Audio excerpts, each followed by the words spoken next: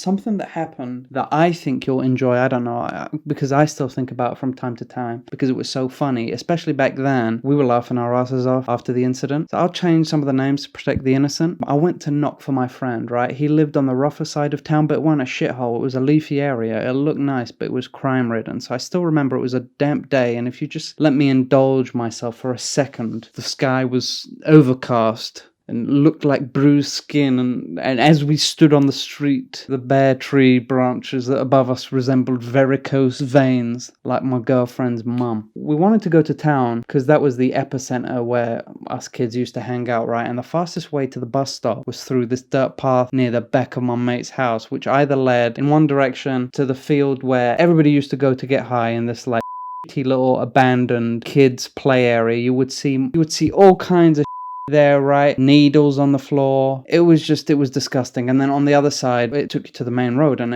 it served as a shortcut as long as you're willing to walk through the lashings you would get from overgrown nettles. It was some Indiana Jones shit, but it would cut the walk in half. But it'd been raining, and we were fond of our trainers, so we decided to go the conventional way. So we're standing there, and my boy Ali goes to me, "Yo, look at that guy coming out. He's a proper stoner."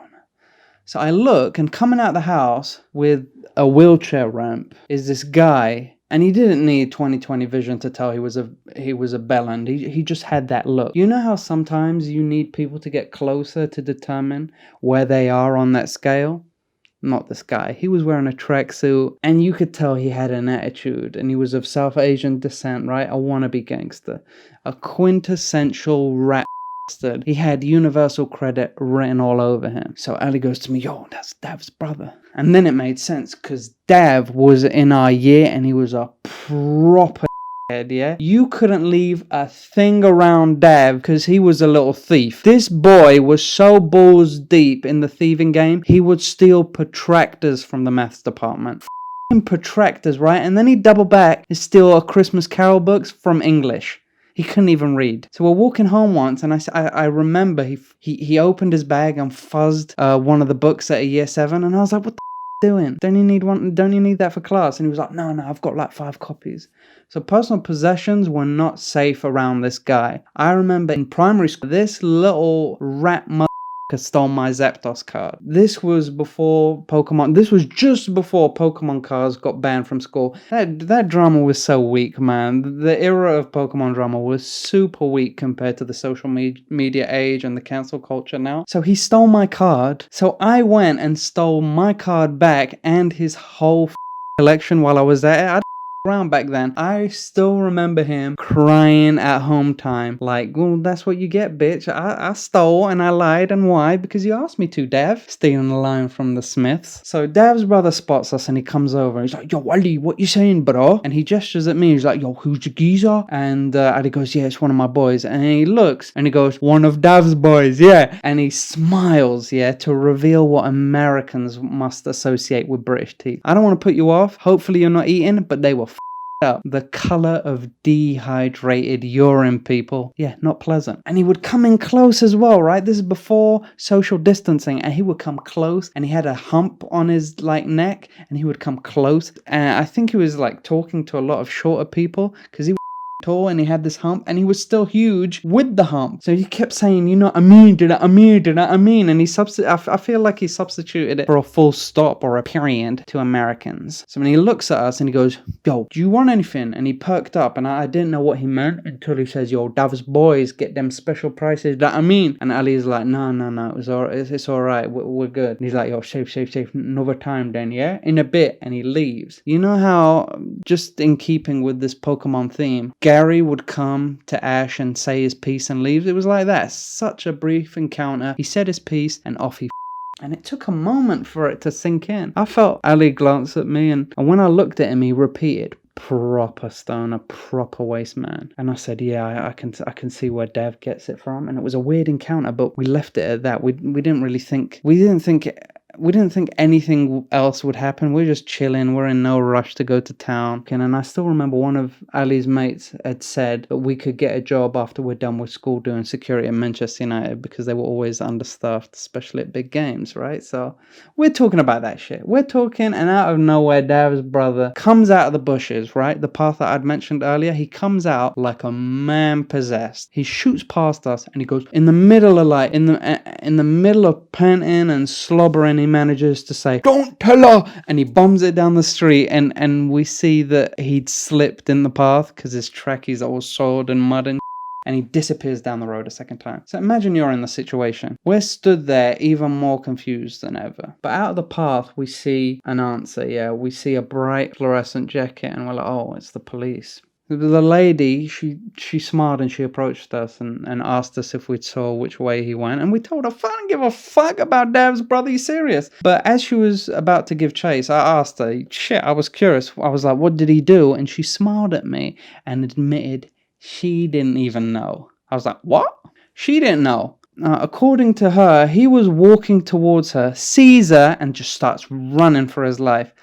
I can't remember what it was, but Ali said something and she laughed and added, yeah, and whatever it was, it weren't subtle. As she's leaving, she goes, anyway, be good, boys. And on her back, it revealed the power of paranoia, spelled in bold white letters with the words community support officer, which basically gives them fuck all power, yet Dav's brother was on the run. He was at large, yeah? He's got all the stars on GTA. Dav's brother had just become the first reported case of fluorescent coat hypertension. You get that sometimes when you're driving. You see a guy on a motorbike with his sneaky high vis and you start shitting yourself because you think it's the police, and then when they ride past you, whatever, it says polite notice, bullshit.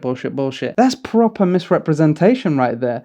I had someone in the car and I nearly myself once. How would I explain that shit to the passenger? Irritable bowel syndrome?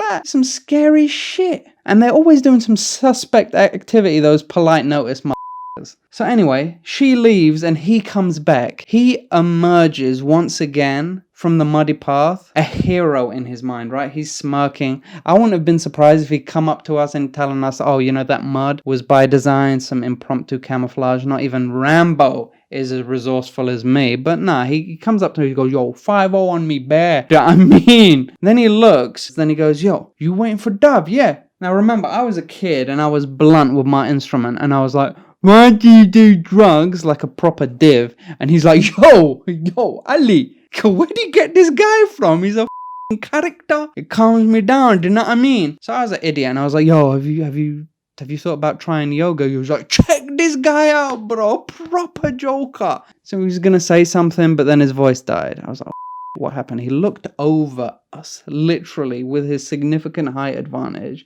And I thought, oh my God, the community support officer's come back and she's brought the police with, because he was being all suspicious, right?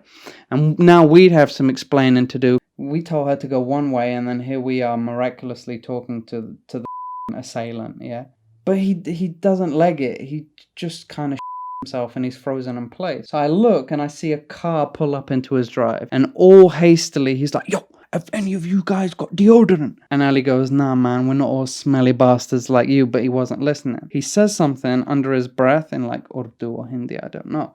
The car door opens and this small woman in a sari gets out and motions to him like, get your ass over here. She opens the boot. All the shopping was in the boot, yeah, in the trunk. She shuffled into the house and all that gangster shit melted away immediately. As he's leaving, Ali goes, yo, you better pray she bought deodorant, Febreze, anything, or you're and off he went. Talk about a shape shift. Like, he went from one extreme to the other, and as he was taking the first step in the longest walk of his life, I mean, that was probably like it was such a funny sight watching this guy.